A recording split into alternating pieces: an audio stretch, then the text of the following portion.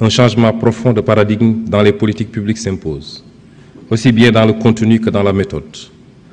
Dans ce cadre, notre gouvernement a opté pour 7 ruptures majeures, dont les premières applications se sont traduites depuis le mois d'avril 2024 par des avancées concrètes et des réalisations tangibles. La première rupture, c'est le retour de l'ambition. C'est le retour de l'ambition. Nous sommes capables de nous développer et nous le ferons par nous-mêmes. L'histoire sur les 2 derniers siècles ferait d'exemples de nations qui ont su, en une à 2 générations, passer de la pauvreté absolue au développement, ou du tiers au premier monde, pour citer l'ancien Premier ministre de Singapour, Lee Kuan Yew. Voilà l'ambition que nous avons pour notre pays. Pour cela, nous devons commencer par nous regarder autrement, pour croire en nous-mêmes. 3 siècles de traite, d'asservissement et de dépendance ont sournoisement diffusé un complexe du colonisé. Nous devons en sortir et inculquer à nos enfants une culture de fierté et d'ambition. Nous devons en outre sortir de la défiance mutuelle et voir l'avenir en confiance. Nous devons avoir une confiance paisible, mais inébranlable, en nous-mêmes et au génie de notre peuple. Confiance en nos compétences locales pour penser notre développement. Confiance en notre secteur privé national, dans le cadre d'un patriotisme économique réfléchi, stratégique et assumé, pour valoriser pleinement nos ressources locales et développer des moteurs de croissance endogènes et compétitifs. La seconde rupture est celle du passage d'une logique d'urgence et de saupoudrage à court terme à une logique de vision et de planification à long terme. Si nous voulons être développés dans 1 à 2 générations, c'est maintenant qu'il faut définir ce que nous voulons devenir et commencer, pas à pas, mandat après mandat, à poser les briques successives vers ce Sénégal de demain. Nos classes politiques ont pris l'habitude de faire miroiter des miracles d'ici la prochaine élection. Comme nous avons des élections tous les 2 à 5 ans, la vision et l'action sont focalisées sur le court terme et les trésors de ressources financières, humaines et de temps mobilisés de façon non coordonnée dans la recherche d'effets spectaculaires du jour au lendemain, nous ont fatalement retombé, tel Sisyphe, au pied de la montagne, avec notre fardeau toujours plus lourd et nos forces toujours moins vives, de la vanité de nos efforts. Dès lors, en lieu et place d'une vision ambitieuse, construite progressivement et méthodiquement, nous voyons une ribambelle de projets, d'urgences parfois douteuses, qui poussent comme des champignons et évoluent au fil de l'actualité et des inaugurations sur catalogue. Au final, l'action publique se résume essentiellement à du saupoudrage. Elle mobilise le temps et l'énergie de nombreux acteurs. Elle coûte cher, mais a peu d'impact. Les citoyens n'en sont pas dupes. Au demeurant, même si les leviers d'action contre cette gabegie leur manquent, ne nous y trompons pas. En votant massivement pour le projet, c'est bien cette culture politicienne du saupoudrage de courte vie que les Sénégalais ont rejetée avec fracas.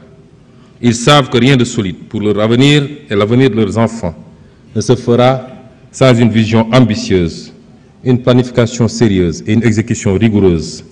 Ainsi, une rupture avec cette culture.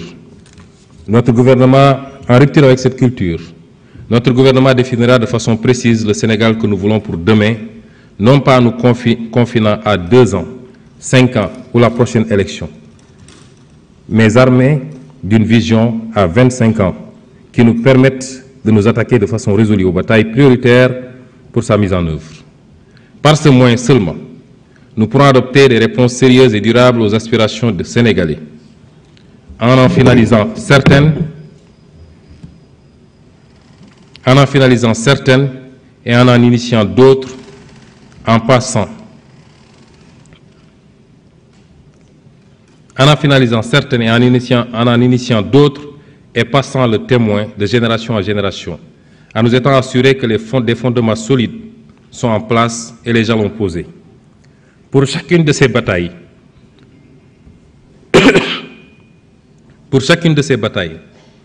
notre gouvernement communiquera de façon honnête, transparente et responsable avec les citoyens. L'obsession de la prochaine élection, les pressions politiques du moment ne doivent pas dévier les actions sur le court terme et produire des effets détournés dans la conduite de politique et de décisions qui exigent une vision à long terme. C'est maintenant qu'il faut redonner au plan son rôle et sa dimension diaïste au sens du président Mamadou Dia. Ainsi, l'agenda national de transformation, désormais unique référentiel de nos politiques publiques, élaboré en seulement 6 mois, entièrement par des compétences nationales, sera opérationnalisé à travers un master plan de 10 ans qui déterminera les choix de politique sectorielle et un plan d'action quinquennal qui encadrera rigoureusement la programmation et l'exécution budgétaire. La troisième rupture est celle d'une logique de dépense à une logique de résultat. Le sentiment largement diffusé aujourd'hui, c'est que l'impact d'une activité se mesure au montant dépensé. Il y a toujours des inondations. Pourtant, nous avons dépensé des milliards. L'agriculture sénégalaise va mal, mais non. Regardez tout ce qu'on a dépensé en subventions et en machines. Cette culture apparaît dans toute l'ironie de sa splendeur lorsqu'on présente un budget de 7 000 milliards comme une prouesse. Ce qui compte, ce n'est pas de dépenser des milliards, c'est de bien dépenser ces milliards. Pour changer dans les faits et pour le mieux la vie de chaque Sénégalais. Ainsi, notre gouvernement travaillera à réorienter notre administration vers une culture de résultats. Notre priorité, ce ne sera plus combien de milliards ont été dépensés, mais bien l'impact relatif de chaque franc dépensé. Nous allons bâtir un État sénégalais capable, avec moins, de faire mieux. Du reste, cette logique du résultat et de l'impact ne sera pas seulement valable pour les dépenses issues de nos ressources publiques, elle le sera tout autant pour les ressources issues de nos partenaires au développement. À cet effet, nous avons commencé à mettre en place un nouveau dispositif d'identification et de sélection des investissements publics, en évitant d'engager des opérations d'investissement que le secteur privé pourrait et devrait réaliser. Dans cette perspective, la politique de partenariat de type public-privé sera repensée pour corriger les déséquilibres et imperfections constatés au cours de la dernière décennie. Une attention particulière sera apportée aux coûts unitaires en redéfinissant la politique de commande publique et en retenant partout des prix de référence.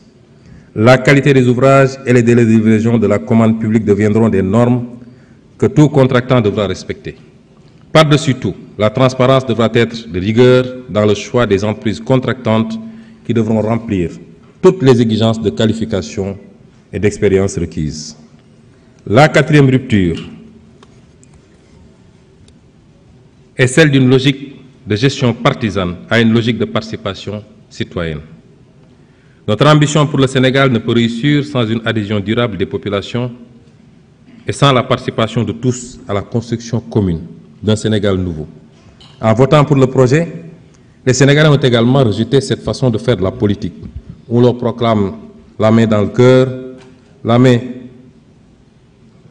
sur le cœur, que la patrie viendra avant le parti, et où chaque acte posé démontre le contraire. Nous ne voulons plus d'une gestion du pays qui se résume à la gestion partisane d'une clientèle politique. Nous ne voulons plus d'un pays où les richesses sont accaparées par un clan. Nous voulons, au contraire, un pays où les ressources du pays sont gérées au profit de tous et où le mérite est plus important que l'appartenance familiale, ethnique ou politique. La cinquième rupture consacre le passage d'une gestion centralisée à outrance à une logique de gestion déconcentrée, une logique, disons, territorialisée. En effet, notre ambition pour le Sénégal ne pourra être réalisée sans une gestion plus proche des territoires. Faire reculer le centralisme au profit de la gestion de proximité. Notre action sera dès lors de procéder à de profondes réformes en matière de décentralisation, de fiscalité et de gestion budgétaire, entre autres, afin de libérer le potentiel de nos terroirs. Au sein de ces pôles, les villes épicentres seront au cœur de la nouvelle stratégie. Elles bénéficieront d'investissements conséquents en matière d'eau et d'assainissement, d'électrification, de gestion des déchets, d'infrastructures de transport et numérique, et j'en passe. Dans la même foulée, la décentralisation sera approfondie en renforçant les compétences, les capacités et les moyens financiers des collectivités territoriales. La charte de la déconcentration sera intégralement mise en œuvre afin de rapprocher l'administration des usagers du service public. La sixième rupture consiste à bannir la logique d'accaparement au profit d'une minorité, au profit d'une logique d'équité et de justice. La reddition des comptes, puisque c'est de là qu'il s'agit, ne doit plus être perçue comme une exception aux règles de gestion de la chose publique. mais plutôt comme un principe de transparence et une exigence de gouvernance. Nous nous inscrirons dans ce cadre, aussi bien pour l'audit de l'utilisation des fonds publics antérieurement à notre arrivée au pouvoir, que pour la gestion des affaires publiques durant les années de notre gouvernance. L'État veillera à ce que les structures de contrôle et les juridictions compétentes puissent exercer leurs missions respectives, conformément aux lois et règlements, mais également en application des principes de la séparation des pouvoirs et de la présomption d'innocence. Nous mettrons ainsi en œuvre les conclusions des assises de la justice et en faire l'objet de consensus, et poursuivrons les consultations et le dialogue pour bâtir un pacte social durable. Nul ne pourra désormais se prévaloir d'une proximité partisane pour accéder à des faveurs indues ou se protéger de sanctions méritées. Chaque talent national sera promis en ne tenant compte ni de son origine, ni de sa religion, ni de son appartenance partisane. Enfin, la 7e rupture implique le passage d'une administration bureaucratique à une administration moderne et performante. L'administration doit être le fer de lance de la conduite du changement auquel nous invite le chef de l'État. Elle sera plus attentive et orientée vers la satisfaction de l'usager. Le clientélisme y sera aboli, conformément à l'invite du chef de l'État aux agents de l'administration. Chaque agent de l'État, à quelque niveau qu'il soit, devra faire sien le nouveau paradigme d'une administration performante et moderne. À cet effet, le gouvernement engagera les réformes idoines pour doter les services administratifs de capacités humaines qualifiées et motivées, ainsi que des moyens de fonctionnement liés, tout en amplifiant la lutte contre le gaspillage dans les dépenses courantes. La corruption et la concussion seront combattues sans faiblesse, en commençant par accélérer l'automatisation des procédures administratives.